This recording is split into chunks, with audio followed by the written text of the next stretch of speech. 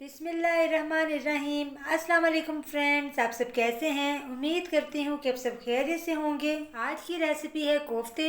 बहुत ही सिंपल और मुनफरिद अंदाज से मैं आज आपको कोफ्ते बनाना सिखाऊंगी। वो कौन सा ऐसा तरीका है जिससे कोफ्ते टूटते नहीं हैं, बहुत नरम बनते हैं और सख्त बिल्कुल भी नहीं होते। ये सब जानने के लिए आपने रेसिपी को कंप्लीट वॉच करना है। ये छोटे छोटे टिप्स मैं आज आपको इस वीडियो में बताऊंगी, तो आपने मेरे साथ रहना है। तो चलिए स्टार्ट करते हैं। तो यहाँ पर मैंने आधा किलो कीमा लिया है, बीफ का मैंने कीमा लिया है। आप चाहे तो चिकन का भी ले सकते हैं, मटन का भी ले सकते हैं। तो आधा किलो ये बीफ कीमा है। अब इसको हम चॉपर में डाल के 1 मिनट तक अच्छे से चॉप कर लेंगे। कीमा तो ये पहले से हुआ है, लेकिन अगर हम इसको एक दफ़ा दोबारा चॉप कर लें बहुत बारीक हो जाएगा और बहुत अच्छे इसके बॉल्स बनेंगे। तो ये देखें, ये इस तरह से बारीक हो चुका है। अब हम इसमें डालेंगे बाकी तमाम मसाले।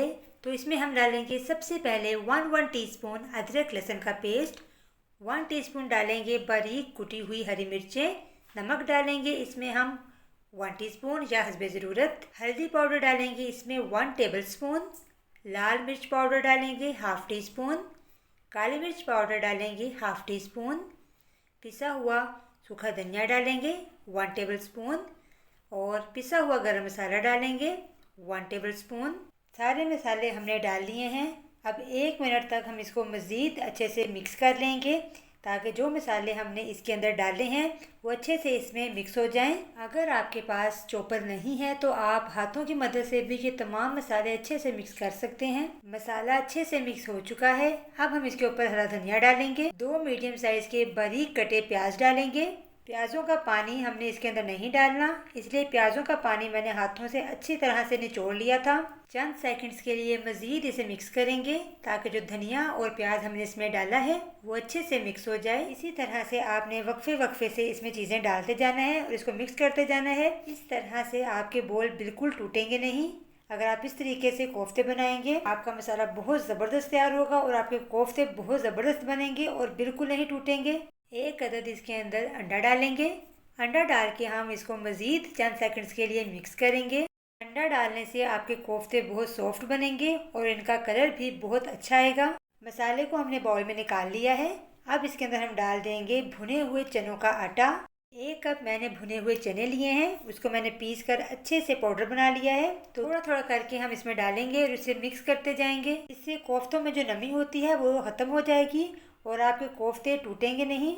तो आप इसमें ये लाजमी ऐड कीजिएगा। अगर आपके पास भुने हुए चने नहीं हैं तो आप इसकी जगह बेसन भी इस्तेमाल कर सकते हैं, लेकिन बेसन को आपने कच्चा नहीं डालना, आपने हल्का सा तवे पर उसको भून लेना है, फिर आपने बेसन को इसमें ऐड करना है। आधा किलो कीमे से आप ढेर सारे कोफ्ते बना सकते हैं। बहुत जायकेदार और बहुत नरम ये कोफ्ते बनते हैं। अब हम इसके कोफ्ते बना लेंगे। तो ये देखें, बॉल्स मैंने बना लिए हैं। अब हम इसे फ्राई करेंगे। तो ऑयल को मैंने पहले से गर्म कर लिया है और अब एक एक करके हम इसके अंदर कोफ्ता डालते जाएंगे। लो फ्लेम पर इसको फ्राई करना है, आपने हाई फ्लेम पर इसको फ्राई नहीं करना। इस तरह से जो कोफ्ते हैं वो ऊपर से जल जाएंगे। आपने जल्दबाजी नहीं करनी, आपने इसको लो फ्लेम पर ही फ्राई करना है। जैसे ही इसका लाइट सा कलर आ जाएगा चारों साइडों से, तो हम इसको बाहर निकाल लेंगे। तो हम इसको अच्छा सा कलर देते हैं।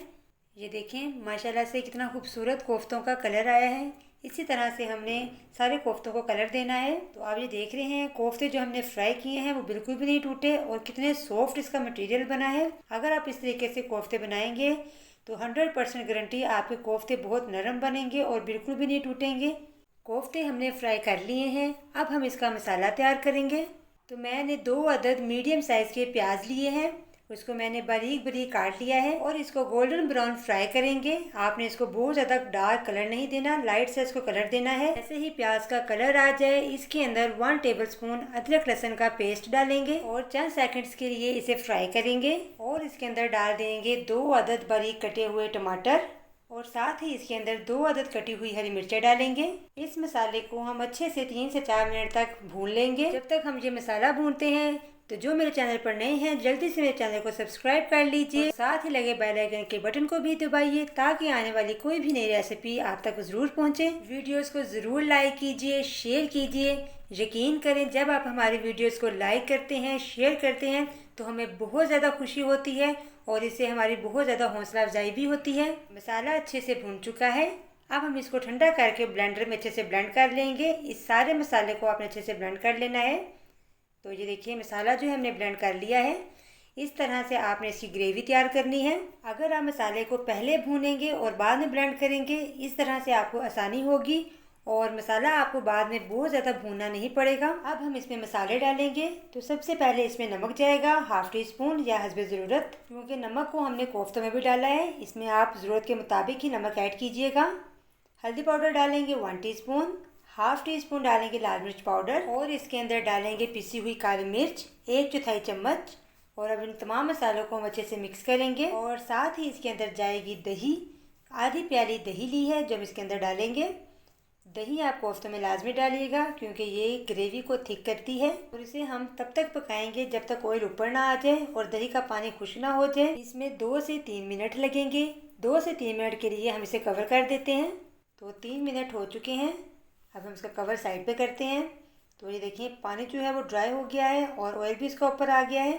देखिए ये शाइन सी जो है ये इसका ऑयल है। जैसे ही मसाले में शाइन सी नज़र आने लग जाए तो समझे कि इसका ऑयल ऊपर आ चुका है। और लास्ट में हम इसमें डाल देंगे पिसा हुआ सूखा धनिया और पिसा हुआ गरम मसाला भी आप इसमें डाल सकते हैं, लेकिन मैं इसमें नहीं डाल रही। आप चाहें तो डाल दीजिए, ये ऑप्शनल है। और अब इसके अंदर जाएंगे फ्राई किए हुए कोफ्ते डालकर हम इसको मज़ीद 1 मिनट तक भूनेंगे। बहुत ज़्यादा आपने कोफ्ते भूनने नहीं हैं और ना ही आपने बहुत ज़्यादा चम्मच चलाना है क्योंकि कोफ्ते पहले से कुक हैं।